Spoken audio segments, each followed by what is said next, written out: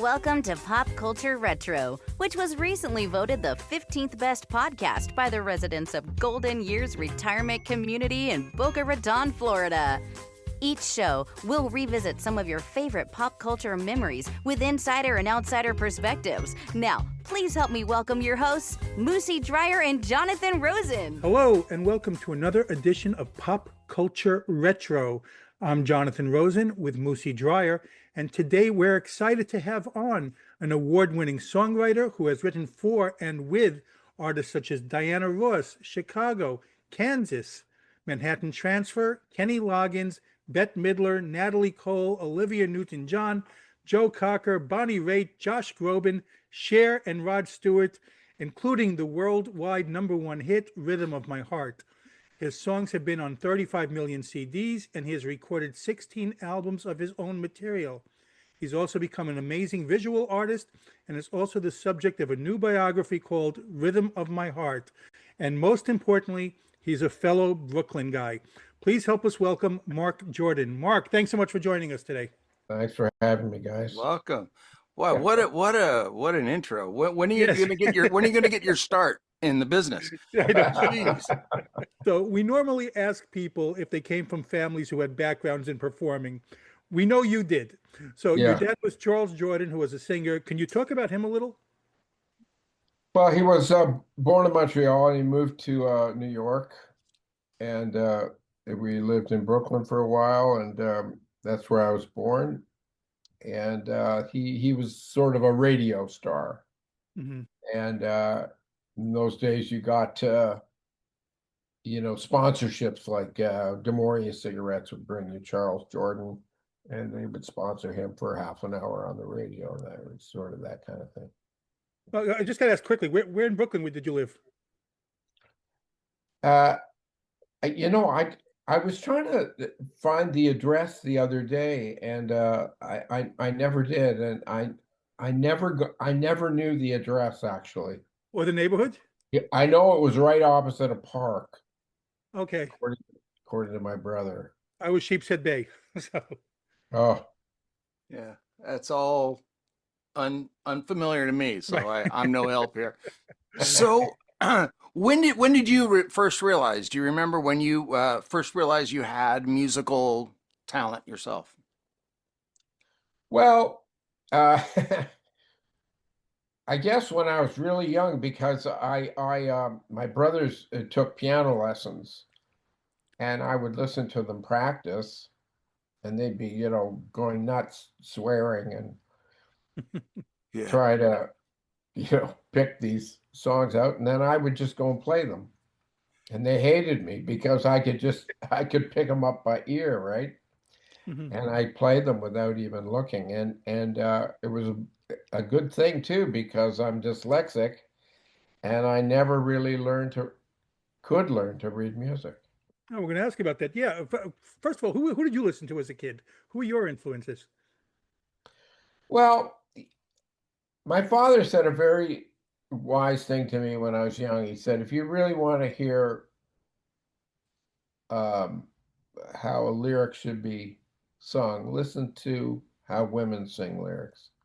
So they approach them in a different way than men do. So I listened, to Billie Holiday. I listened to Nina Simone. I listened to that era.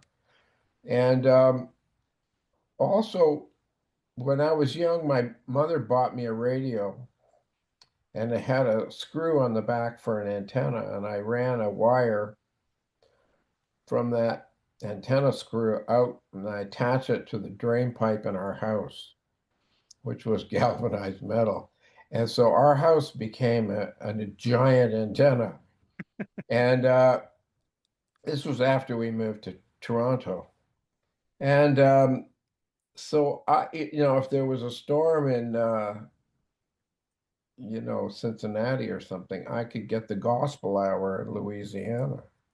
Wow. And I heard music that they were not playing in Toronto. I heard that gospel stuff. I heard Sam Cooke. I heard, things like that. And it was very influential on me. Wow. Yeah, you know, I don't want to go into the whole youngsters today, but you know, no one gets, I understand that antenna to the galvanized pipe. I I lived that, man. When I was a little kid, my older brother was just much smarter than me, and he showed me those little tricks. So, but you started out, you wanted to get into studying film at first. What made you, do you remember making the decision to just go to music instead? Well, I wanted to, because of my dyslexia, I guess I see the world cinematically in a way. In other words, I get my information by watching the world around me rather than reading about it. Mhm. So film became very important to me, and I watched when I was young, 14, 15, 16, 17, 18. I watched a lot of foreign films. I loved them. And when I did, somehow I got into a university, and I studied, they had a film course there, and I took film. I only lasted a year and a half. And then, Mm. so anyway, I love that. But at this university, there was it was across Lake Ontario from Toronto, and it had a tower. At the top of the tower was a library, and I used to go up there at night and do my whatever, try to do homework and stuff.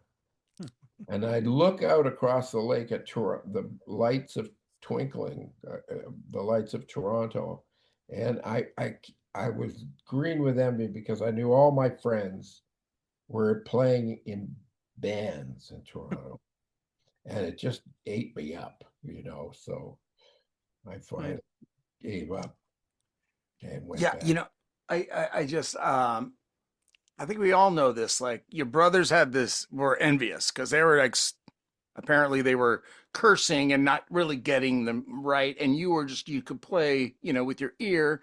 People Yeah. can either sing or they can't, or they can play music and hear it or they can't. Like you just have that gift that came along, and I guess it sounds like you just you followed that. So you played guitar for Bobby, was it Bobby V? Who, Yeah. yeah, he had a lot of hits.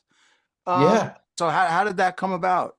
I was in a bar band, and we toured a bit around southern Ontario, and the agent that booked us said this guy named Bobby V is coming into town. I knew who he was, Right. and he needs a backup band. Do you guys want to do it? We said sure. Wow. You had singles of your own, like, It's a Fine Life, Original Sin. So, which I was reading that it caught the eye of Gary Katz, who was a producer. So, can you talk about that? What do you remember about him reaching out to you? Well, he didn't reach out to Oh, he me. didn't. No, I wanted Lenny Waronker. Okay.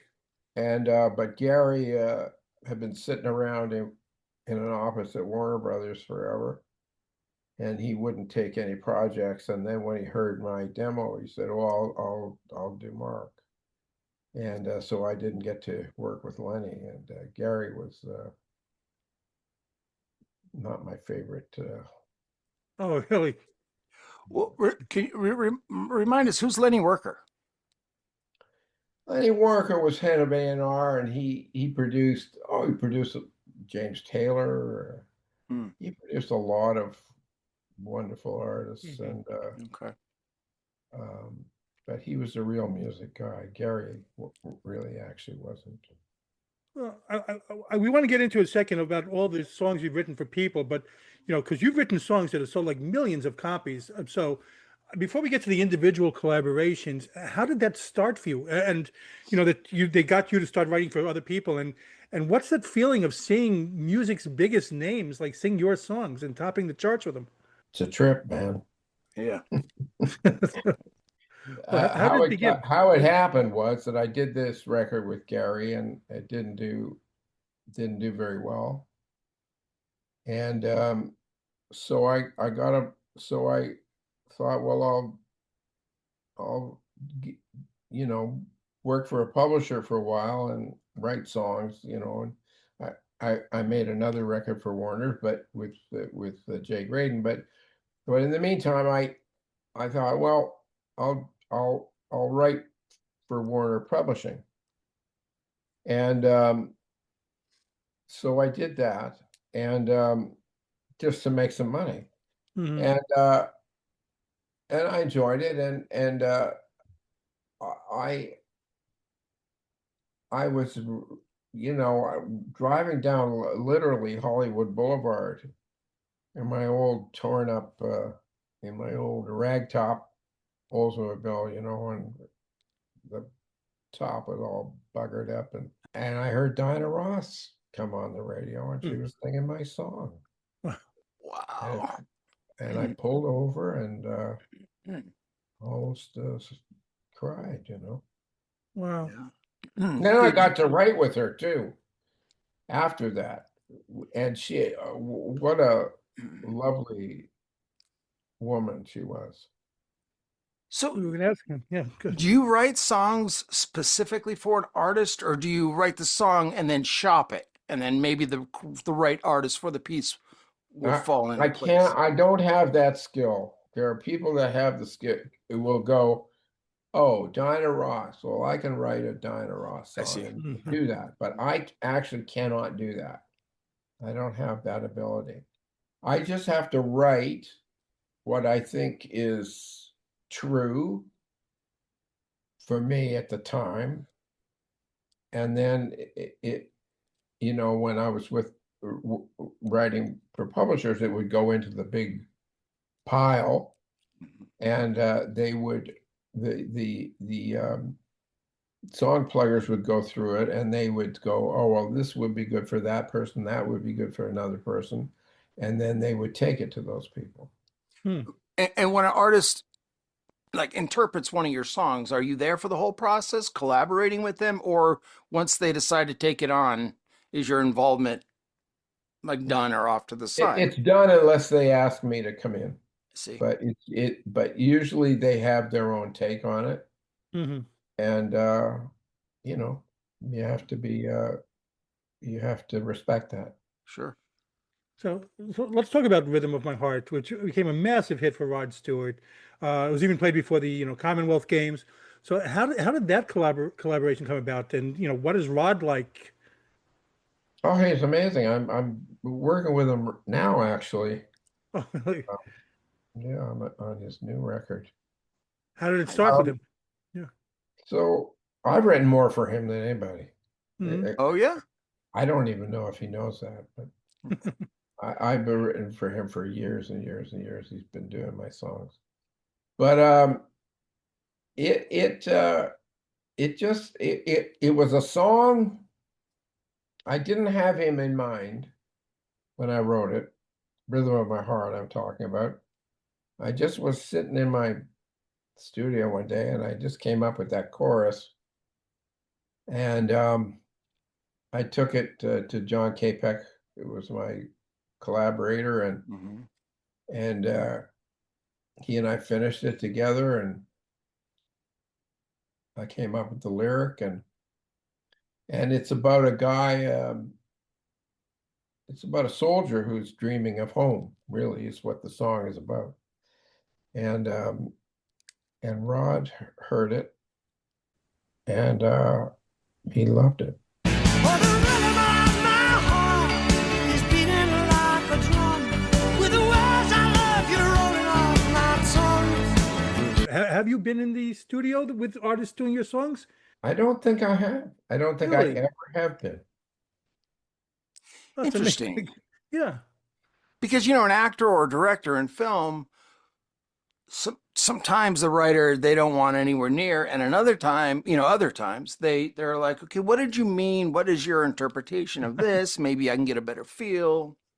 So it's Mhm. interesting. I would think that you'd be, but producers Well, I probably don't step think, in, right? I mean, the people who have done my songs were mostly pretty well stars, Mhm. like Rod isn't going to come to me and ask me, well, how would you sing this line?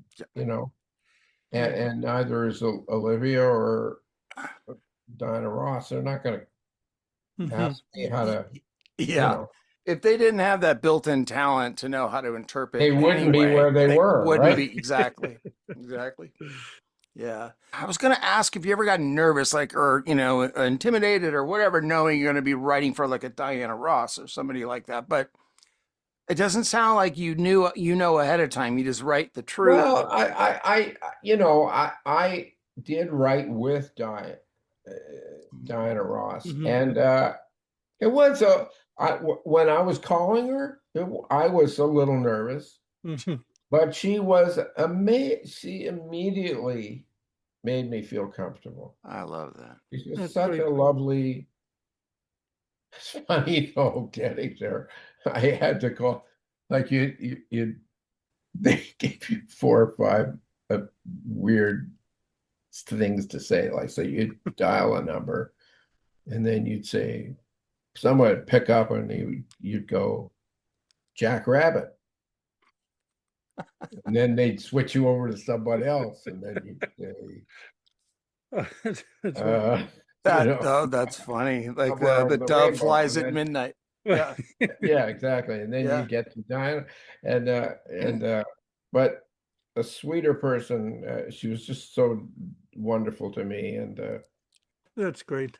I've been So- very lucky that way. You know, you just a second ago you mentioned John Capek, and you have David Foster, your wife Amy Skye, so that you collaborated with. So what's the process like when you write with someone, and are there pros and cons to you to writing with someone as opposed to writing solo?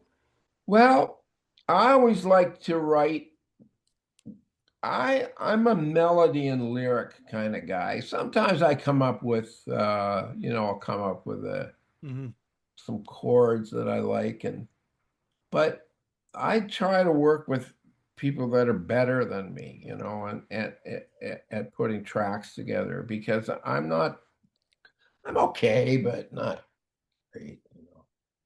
There are lots of people that are better, but I love melody and lyric, and I love the synergy. The thing is, melody is lyric. Melody is lyric, is the same thing. I mean, if the melody is not saying the same thing as the words, you ain't got a song, baby. Yeah. Yeah. Oh, well, I want to ask about. I have to ask about Cher, because I just love Cher, and you wrote a couple of songs for her albums. Huge fan. So, how did that collaboration come about, and then how much involvement did you have with her? Well, I never really got to hang with her, Oh, good. but she did God, she's done a few songs, but she did a big one. She did one on that huge record of hers called Taxi, Taxi, Taxi.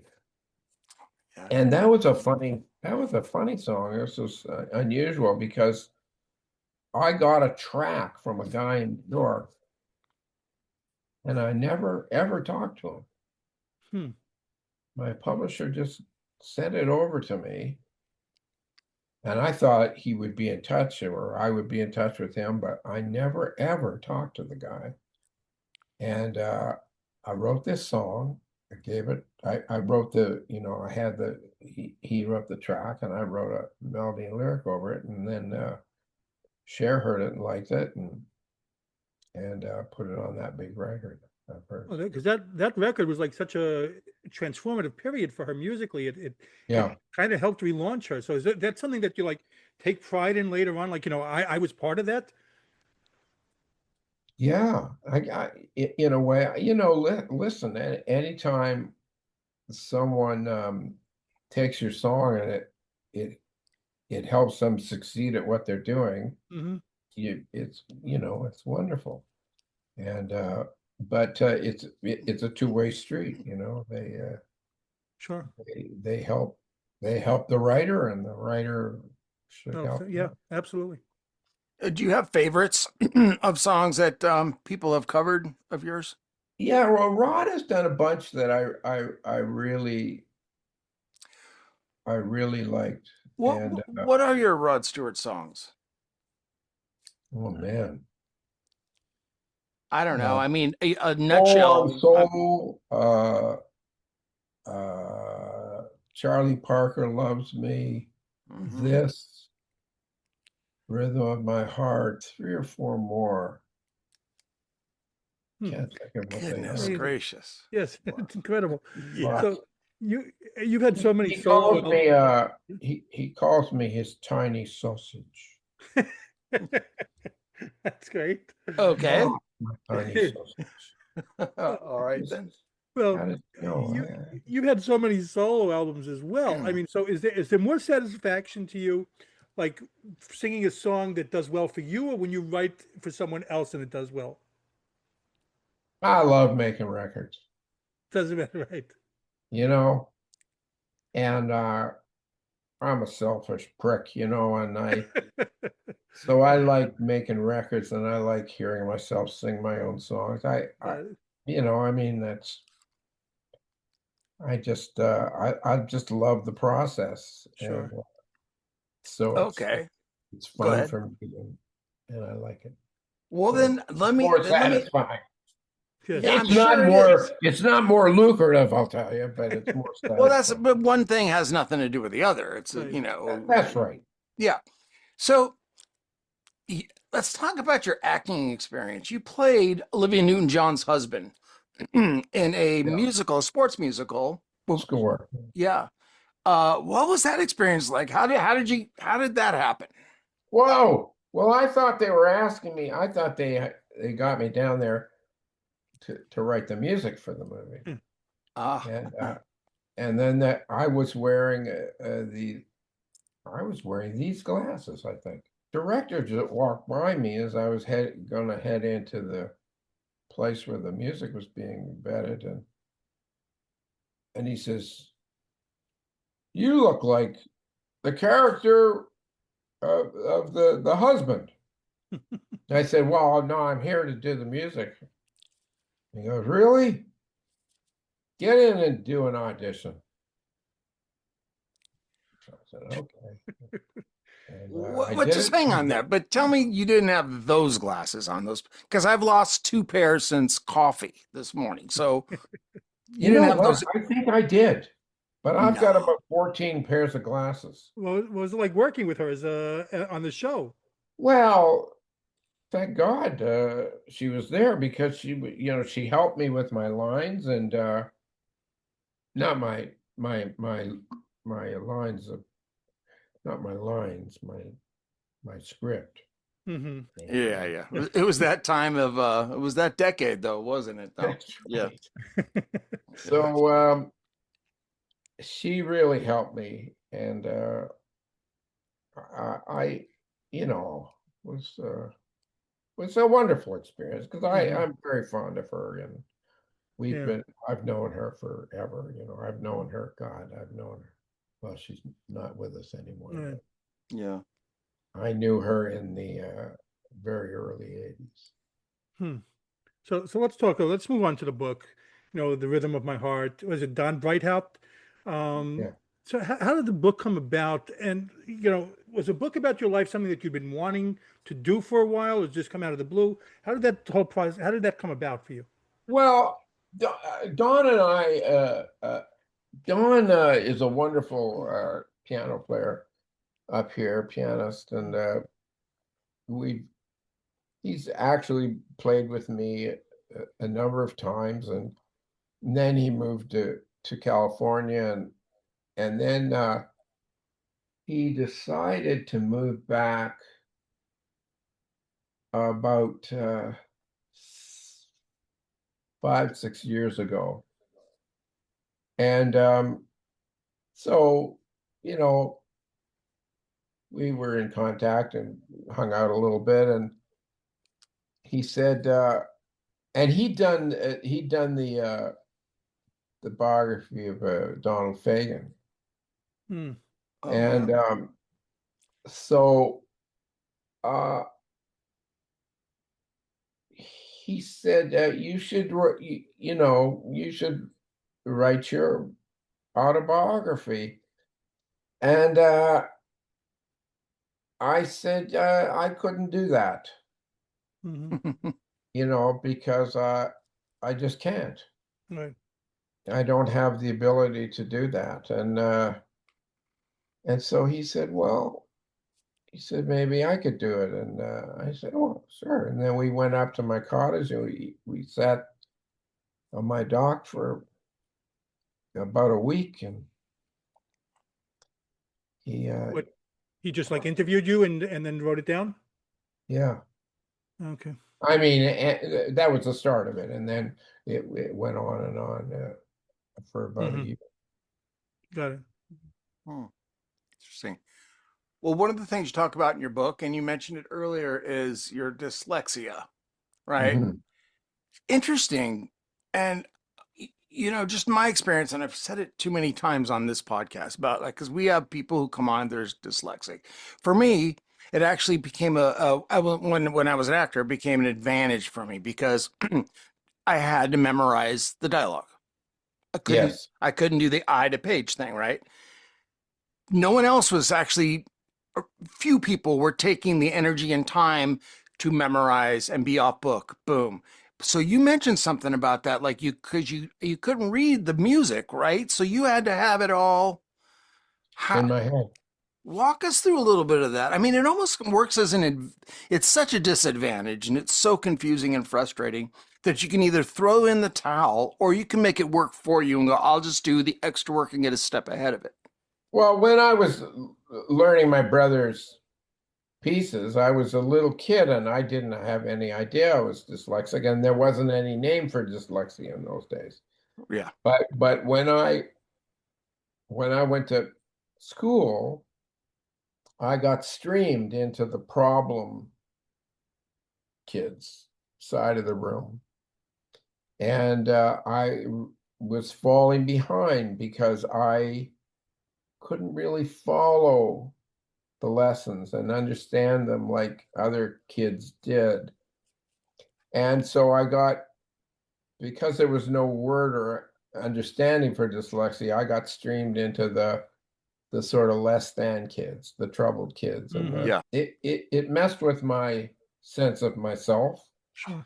And but I felt that I was not um, able to learn, or not intelligent, or however you want to put it.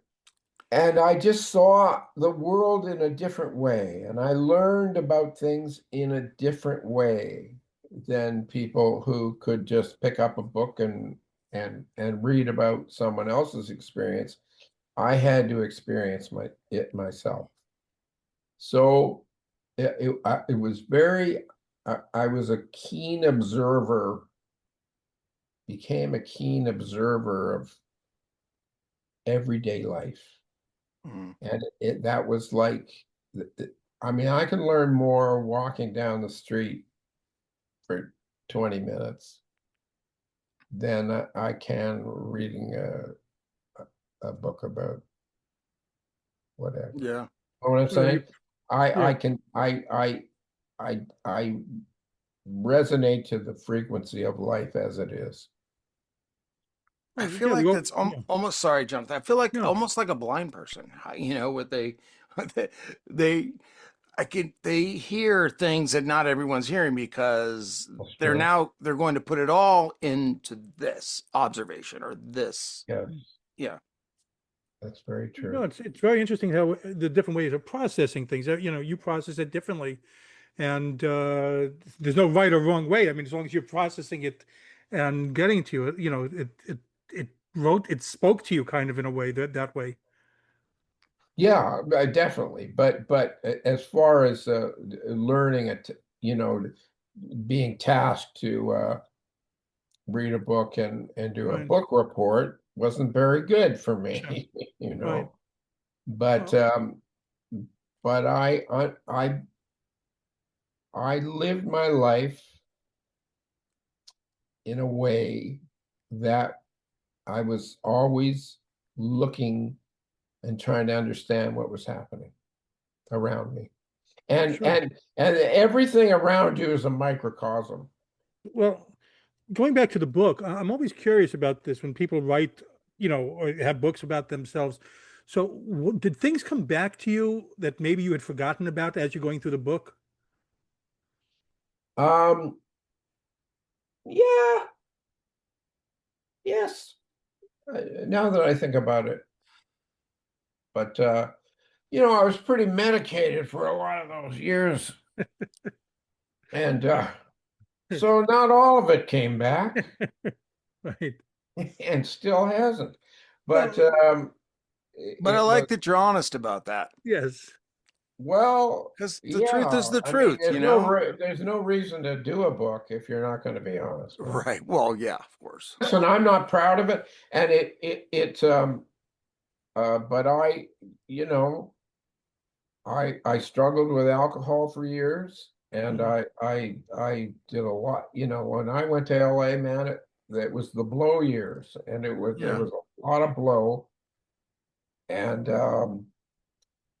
it was just crazy And, time. I wasn't the only guy doing it, but Well, I yeah. did it. I did it too much for sure.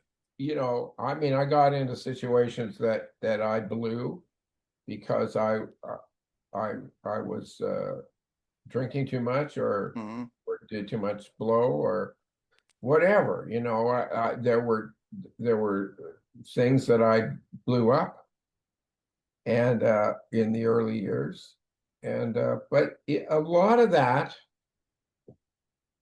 came from my feelings of unworthiness, like because I was made to feel unworthy in school. It was easy for mhm. me to fall into that.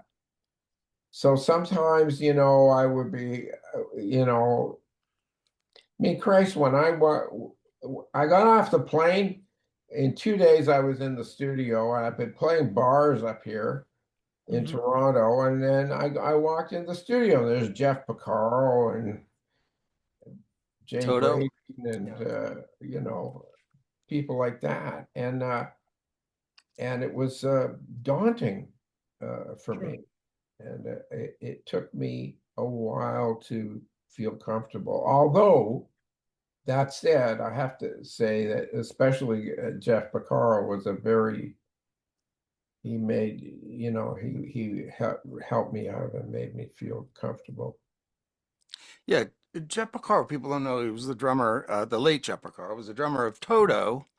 And he teamed up with Steve Lukather and his other Porcaro brothers and was just a genius, but had demons, I guess. Yeah. I'm glad to hear that Yeah. he helped you through Oh, anything. he did. He did. He was Wow, wonderful. nice. In fact, most of those guys were wonderful. They were not They didn't have their heads stuck up their asses. They just were there to do the music, and they worked hard, Mhm. and they worked from morning till night and Sure. far into the night, and then they get up and do it again. Hmm. That's how they got so good. They would feel like a fish out of water doing anything else because that's who they were. Yeah, You know, exactly. yeah, I crazy. mean, Jay Graydon to this day is vitamin D deficient. He has to take Because he's inside all the time. well, and he's but I mean, his body has suffered from it over the years Right. because he didn't get enough sunlight. Gosh. The book also features interviews with other people discussing you. So, was there anything that maybe surprised you to hear from someone else's perspective? I guess if they were gonna badmouth me, they probably wouldn't have done the interview. Well, it doesn't have to be something bad. It could be just something that maybe surprised you with the way that they felt. Right. No, nothing surprises me. Mhm.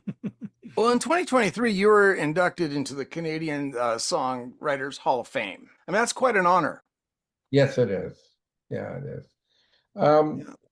it just they just contacted me, and I was very grateful, and it was yeah, man, Yeah, that's great. nice to be acknowledged. It is. Yeah. My life doesn't. I don't depend on it, but when it happens, it's very, very lovely. Well, well, you're still constantly working. I mean, I see. So what projects do you have coming up? I'm working with Rod now again, Amazing. and a couple of years ago he called me again, and then this year I had a titanium rod put in my back Oh, wow. Jeez. because my spine was getting screwed up. Holy crap. And when I came back from the hospital and I was here for 4 or 5 days, and I was on painkillers, and actually Rod called me that. And he goes, he called me his tiny sausage, you know. Right. And he said, Yeah. "Oh, my tiny sausage, I need a song. I need a lyric right away." And I said, then I could really talk.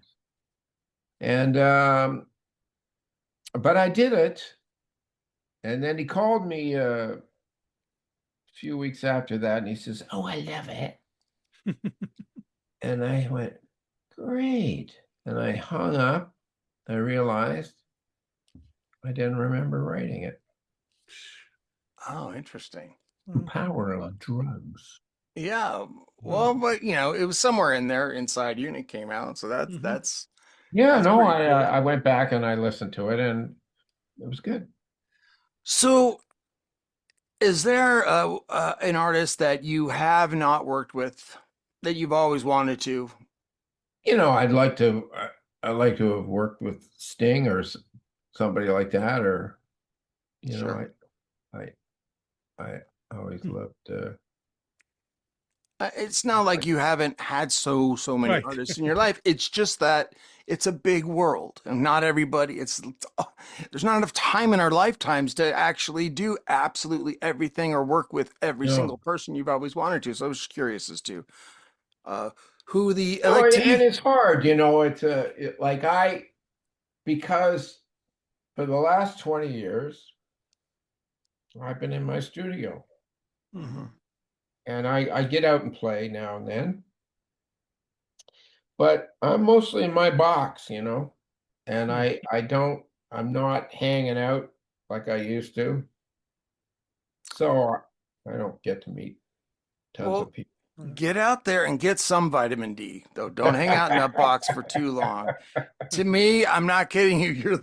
You take this within the spirit it's intended. It means to be a compliment, but like you're the cooler, hipper Burt Bacharach to me. Like you're like the songwriter who has he has his own songs, but like also all these other people have done it. I just think that what a I great had a life. great conversation with Burt Bacharach. I had a song, and I can't even remember what song it was, but it was kind of a Burt Bacharach-ish kind of song. And Shania was sort of thinking, I think, of reinventing herself Mhm. in a way. Like Mhm. she'd had her hits, and then she sort of took a break, and so I got in touch with Bacharach, and I said, I've got this song started, and I think, and it's sort of like a Burt Bacharach kind of thing, and I wondered if you would help me with it, and I think it would be perfect for Shania. I think Shania Twain could have a hit with it. And he goes, "Yeah, can't you bring me something like a theme song for a big TV show or something?" And I went, "Well, it's not quite what it is, but anyway, he was a great guy. Yeah, why do you think that is? You just want something easy and lucrative, and like that's Yeah, where he's at in his yeah, life right now. yeah. Okay, He's earned it." oh yeah, he sure has. Yeah, Yes. yeah. So the all important, how can people follow you on social media? Just markjordan.com, baby. Yeah. That's it. Yeah. Mark, We'll we want put to it- thank you so much today for coming on. Such a pleasure getting to talk to you. What a career. Absolutely what a career. Yeah. Yeah. And such a, such a Not bad for a tiny sausage, eh? Right. Yeah. One day, if you ever agree to come back, we're going to find out the origin of these nicknames that these rock stars have for you. Mark, thank you so much. This was Thank great. you very much for Yeah. having me. Appreciate All it. right. Again, this has been Pop Culture Retro. I'm Jonathan Rosen with Moosie Drier. And again, a very special thanks to Marc Jordan. The book is Rhythm of My Heart. And please like, comment, and subscribe. Thank you for tuning in to Pop Culture Retro, where no one was hurt during the making of this podcast. Listening to this podcast just makes you really cool.